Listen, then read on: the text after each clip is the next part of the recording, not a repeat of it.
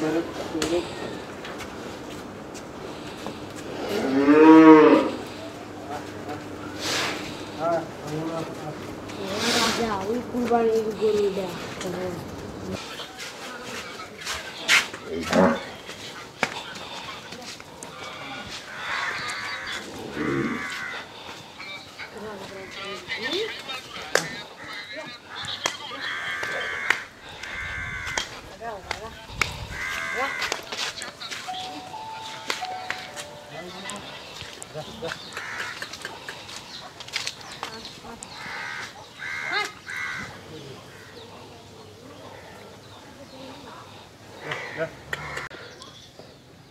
দর্শক শ্রোতা, আসসালামু আলাইকুম। সুপ্রিয় দর্শক, দেশ এবং প্রবাসে যে যেখান থেকে বসেই আমাদের এই প্রতিবেদনটি দেখছেন, আপনাদের সবাইকে শুভেচ্ছা, স্বাগতম এবং অভিনন্দন। তো সুপ্রিয় দর্শক, আমরা অবস্থান করছি দিনাজপুর জেলার সদর উপজেলার মহিষকোটা নামক গ্রামে। তো এই মহিষকোটা গ্রামের বিশাল আকর্ষণ আপনারা দেখছেন, এটি হচ্ছে রঙ্গরাজ। এই রঙ্গরাজ সম্বন্ধে আপনাদের একটু ধারণা দেওয়ার চেষ্টা করছি এই প্রতিবেদনে। তো এই রঙ্গরাজ বর্তমানে অবস্থান করছে অবসরপ্রাপ্ত সেনা কর্মকর্তা দুলাল ভাইয়ের খামারে। তো দুলাল ভাইয়ের খামারের রঙ্গরাজ যিনি দেখভাল করছেন, যিনি দেখাশোনা বা কেয়ারটেকার যাকে বলি আমরা, তো এই কেয়ারটেকার আমার সামনে উপস্থিত আছে।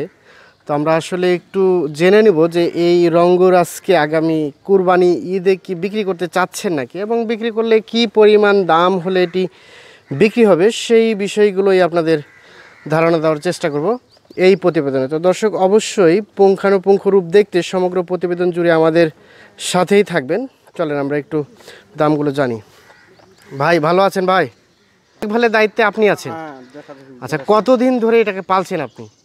আমার এখানে 2 বছর ধরে। 2 বছর ধরে? মানে এটা দাঁতে কয়টা হয়েছে? এটা দাঁত 6 দাঁত। 6 দাঁত। আচ্ছা, এর নামকরণ কি করেছেন?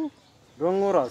রঙ্গরাজ। এবারে কুরবানি ঈদের বিশাল আকর্ষণ হচ্ছে এই রঙ্গরাজ। রঙ্গরাজ। আচ্ছা, এই রঙ্গরাজ। আচ্ছা, এই রঙ্গরাজ নাম দেওয়ার পিছনে কারণটা কি বলেন দেখি? নাম দেওয়ার কারণে পিছন মানে বিশাল গরু, বিশাল দেহের এই মানে শক্তিশালী গরু আর কি, যেটা বলা যায় যে এবার বাংলাদেশ হয়তো বা টপ হতে পারে, এমনটা আমরা ধারণা করছি। দেখাই যে এর দৈহিক গঠনটা আপনারা দেখেন, অনেক বিশাল টাইপের। আচ্ছা, তাহলে 2 বছর ধরেই আপনি একে নিজের মতো করেই লালন পালন করছেন? মানে আমরা যখন দেখলাম যে গরুগুলো আসলে অনেক চঞ্চল টাইপের হয়, কিন্তু যখন আপনি বের করলেন একেবারে নিজের সন্তানের মতো আস্তে আস্তে আপনি যা বলছেন সবই শুনছে। এগুলোকে সব আপনার কথা শুনে মানে নিজের সন্তানের মতো হয়ে গেছে, তাই না? আচ্ছা, এই যে রঙ্গরাজকে বিক্রি করে দিতে চাচ্ছেন, আপনার একটু কষ্ট লাগছে না?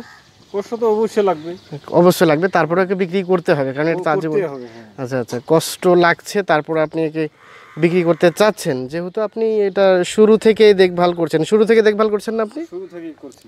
আচ্ছা, এই যে রঙ্গরাজ, এই রঙ্গরাজের লাইফ ওয়েট কতটুকু আছে এখন?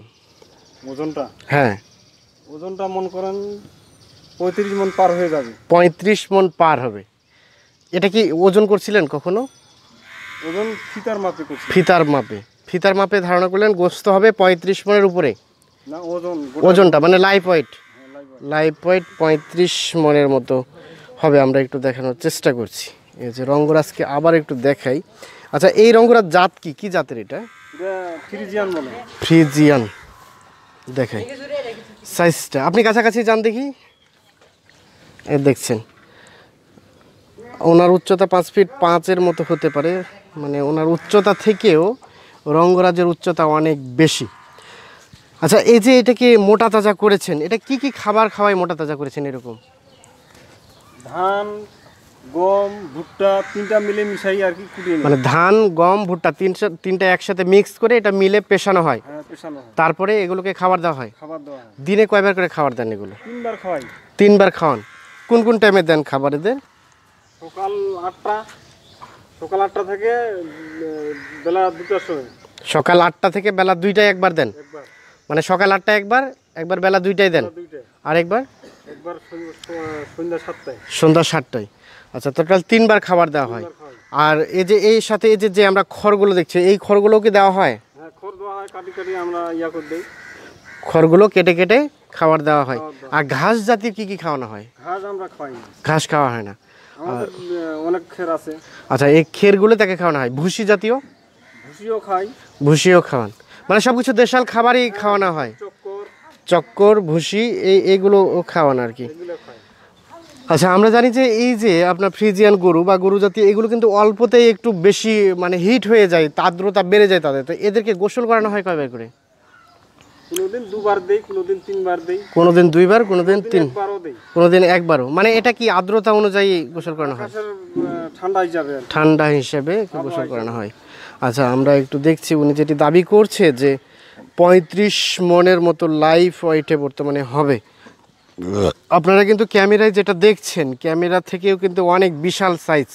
ক্যামেরায় আমি বাস্তবেও দেখছি এবং ক্যামেরাতেও দেখছি, কিন্তু বাস্তবে কিন্তু অনেক বড়, কিন্তু ক্যামেরাতে অনেক ছোট আকৃতি দেখা যাচ্ছে আর কি। আমরা একটু দেখাই এই যে। আচ্ছা, এই যে রঙ্গরাজ, এই রঙ্গরাজ কেমন দাম চাচ্ছিলেন কত? দাম তো টাকা রাখি যে 10 লাখ। 10 লাখ টাকা দাম, চাওয়া দাম? না, ফিক্স দাম তো। ফিক্সড, মানে এর নিচে কোনো আসার সুযোগ নাই? সুযোগ থাকতে পারে, মানে হালকা পাতলা ফোনে যদি আলোচনা হয় তাহলে হয়তো বা থাকতে পারে। কিছুটা কমতে পারে আর কি। তবে আপনাদের চিন্তা ভাবনা করছেন যে 10 লাখ টাকা হলে বিক্রি করে দিবেন। আচ্ছা, এই যে 10 লাখ টাকা হলে এটা বিক্রি হবে এই রঙ্গরাজ। আমরা একটু দেখানোর চেষ্টা করছি আপনাদের। আমরা অবস্থান করছি মহিষকোটা নামক গ্রামে আর কি। আচ্ছা, দেখাই আপনাদের। পায়ের সাইজগুলো দেখেন, একদম কোনো খুদ নাই, কোথাও কোনো খুদ নাই, না, একেবারে টোটাল পিওর। একদম পিওর। খাবারগুলো সব দেশি খাবার দিয়ে তাদের মোটা তাজা করা হয়েছে। সব কোনো ভেজাল নেই। 2 বছর ধরে এটাকে পাললেন আপনি? 2 বছর ধরে। আচ্ছা, এখন তো আপনার দিলে যদিও বিক্রি হলে আপনার কষ্ট লাগছে, কষ্ট লাগলে এটা আমাদের এটা খুব সামলে নিবে, সামলে নিতে পারবেন। আচ্ছা, দেখাই।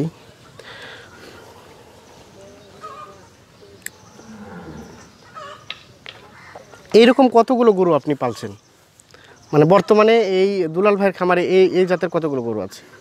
ফ্রিজিয়ানটা? হ্যাঁ, ফ্রিজিয়ান একটাই। ফ্রিজিয়ান একটাই, শাহিওয়াল আছে 5টা। শাহিওয়াল 5টা, ওগুলো বড় বড় সাইজের, যেগুলো আমরা একটু আগে ভিডিও করছি, অবশ্যই দেখালাম আপনাদের। আমরা একটু সামনে গেটআপটা দেখাই। রঙ্গরাজ এবার কুরবানি ঈদের ধামাকা নিয়ে আসতেছে রঙ্গরাজ। আমরা একটু দেখাই আপনাদের।